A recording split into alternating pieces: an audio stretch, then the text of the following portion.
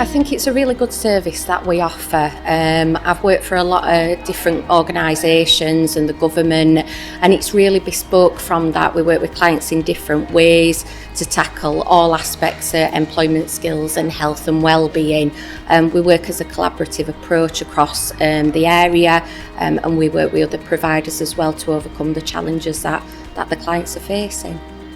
I think it's getting to know the clients individually. We have that time and we have that resource to be able to sit down with them and get to the nitty-gritty of things. A lot of providers and provision in the government don't have that specific time, which we're able to do, so we can get right to the core of their barriers initially to help them develop throughout.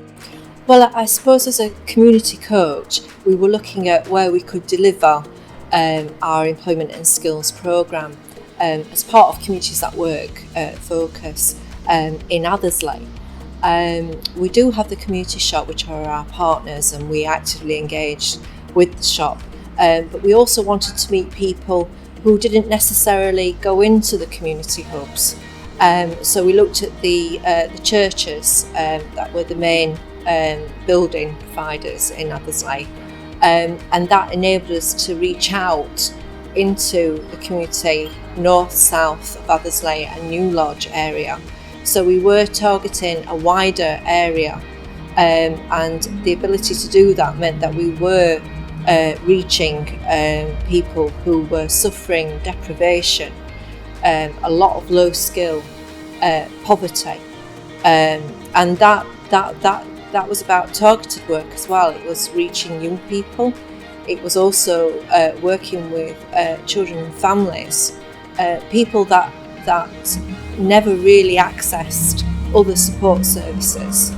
And the beauty of that work meant that we were actually working with coal mining families. It's a voluntary programme, so people can refer themselves, or if they're working with the job centre and they want to refer them, we do make clients aware from day one that it's not going to affect any benefits. And I think that's one of the biggest fears that people do face. We're wanting to help them with their aims and aspirations and achieve the goals, and realistically, get a job and get some money in the pockets. That's the main thing of it. That's why we all go to work at end of the day. So we kind of looked at what were out there, what was there to support people, but more specifically what the gaps were, so we could plug any gaps that were out there. So that's where me and Louise have grown of our partnership over the last 12 months. There's kind of 4 or 5 areas and buildings that people can access to get support, and we all work together, which didn't happen 3 or 4 years ago. We all had separate things going off, and some people were delivering the same thing, whereas now I know what goes off in the library knows what goes off here, we all know what goes off in the Salvation Army, and that's down to work what me and Louise have done in partnership with the job centre people and the Dern Approach, Claire Dawson. We have had other job search arrangements, but none quite like the Coalfields Regeneration Trust.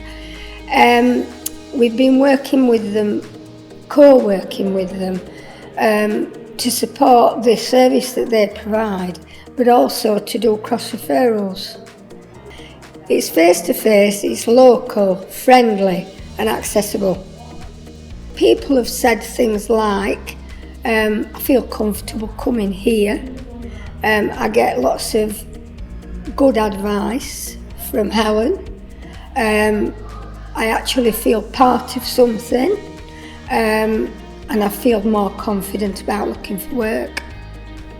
One-to-one is better because they can also offer help with interviews, so you can have mock interviews as well, which I've had in the past, which have helped me at my main interview. So the one-to-one personal approach is very good.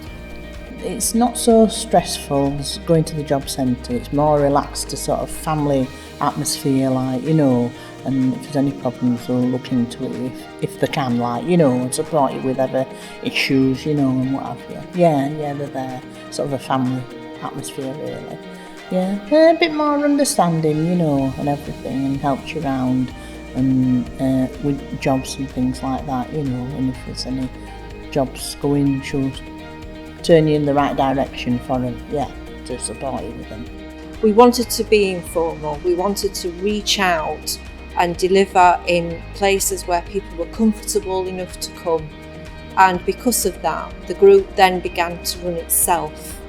So that's what made it quite different from the other offers on the estate. We were building trust, building relationships, and kind of like increasing people's skills. Adults who had lower entry level English and maths still, that had trouble reading forms, that couldn't fill in application forms still.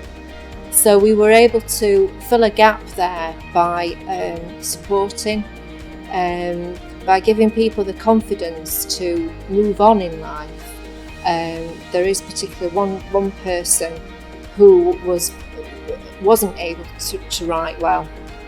English is a common factor on the estate, and yet we're able to move into 2 jobs through the coach clubs. In fact, some of the success of the coach clubs is that it does put people into contact directly with word of mouth, local work, vacancies, and other job opportunities.